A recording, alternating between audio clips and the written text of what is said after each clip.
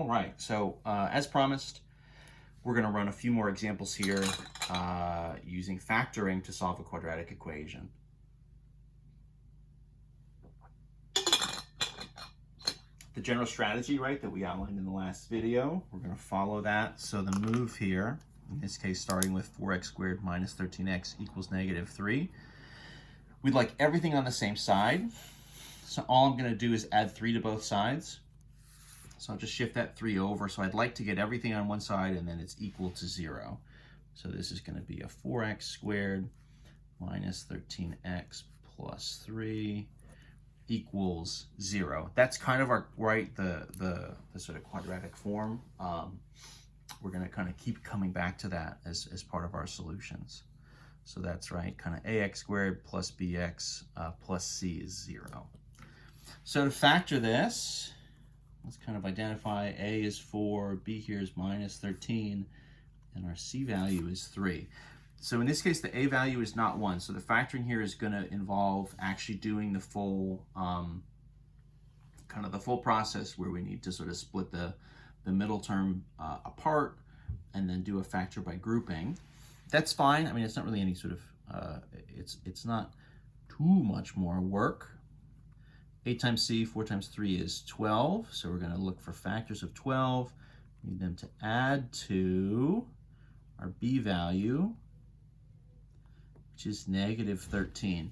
So if we're going to multiply to a positive and add to a negative, I definitely need 2 negative numbers, right?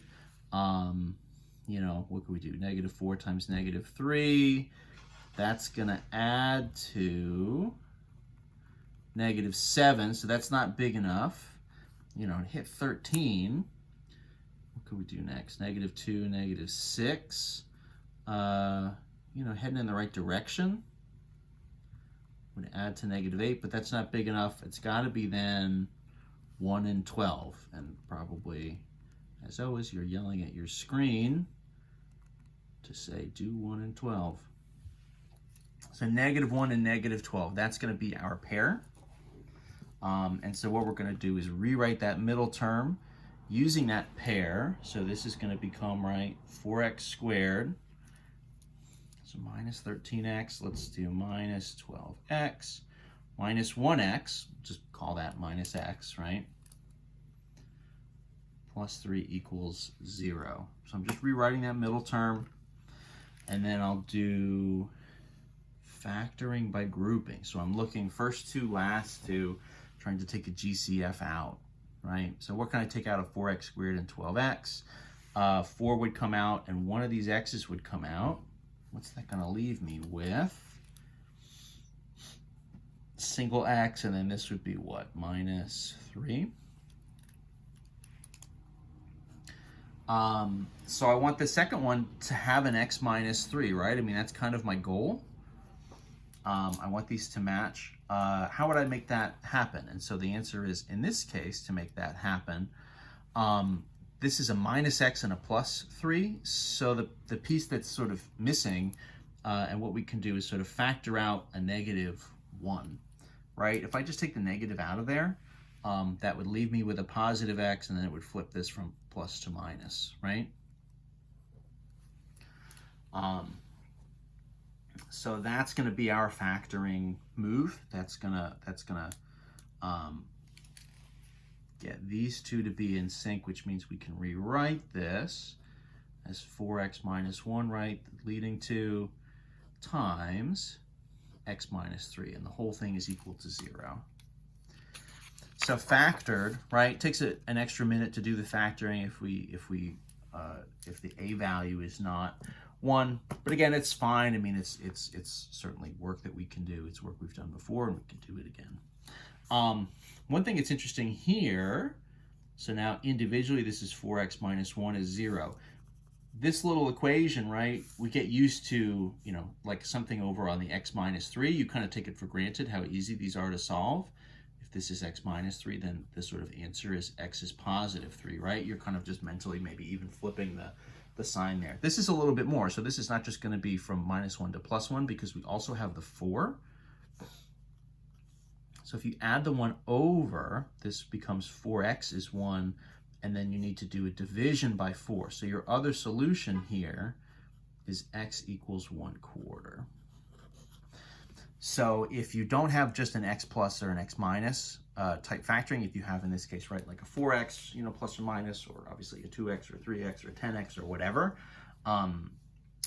what's likely to happen is you'll get not a whole number answer, but a fraction answer, because you have to shift the number over and do a division. You're sort of solving just a quick little linear equation sort of with this kind of 1-2 move.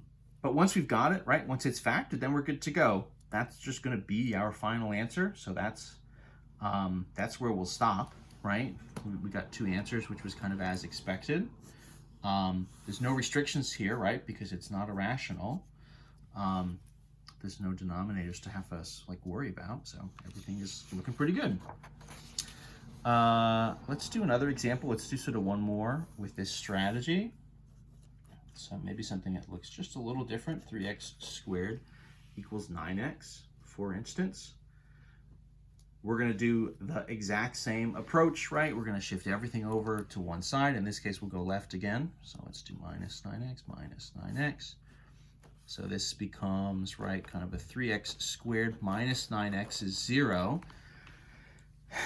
And this is interesting. I mean, in theory, this is sort of, you know, A, B, C territory. A is 3, right? B is -9, and then the C is 0.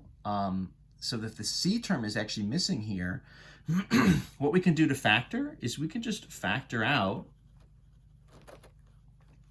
a GCF.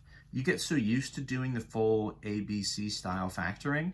Sometimes when you see something like this, you almost forget a little bit that you can just do GCFs. And in some ways, it's actually maybe a little bit faster than the other, because all we're doing is looking, right? 3x squared and then 9x. So 3 could come out and then x could come out. And so what would be left would be a single x here. And then if 3 comes out and x, so then that would be like -3. So this is 3 times x and then an x minus 3 that this is equal to. We're still going to get 2 different answers. Obviously, we'll get, you know, from the x minus 3 is equal to 0, we would get x equals +3. That's good to go. And the thing here that you need to make sure you don't forget is when you have 3x in front, so even though it's not an x plus or an x minus kind of thing, you can go 3x is equal to 0, right? That also is totally legitimate. And then if you do a quick just division by 3, that's just going to leave you with x equals 0 as your answer. So you're still getting 2 answers here. You're just getting an x equals 0 from having this like 3x in front, rather than a 3x plus 2 or a 3x minus 5 or something like that. So use the GCF when you can. It also is a nice way, of course, if you have bigger numbers, you know, right from the beginning that you're starting with when you're looking to factor, doing some sort of GCF move can be really helpful just as a way to kind of cut everything down. So that's the factoring. That's the way that goes. We're going to do a few more videos for this section because there's a couple other techniques that we have as options.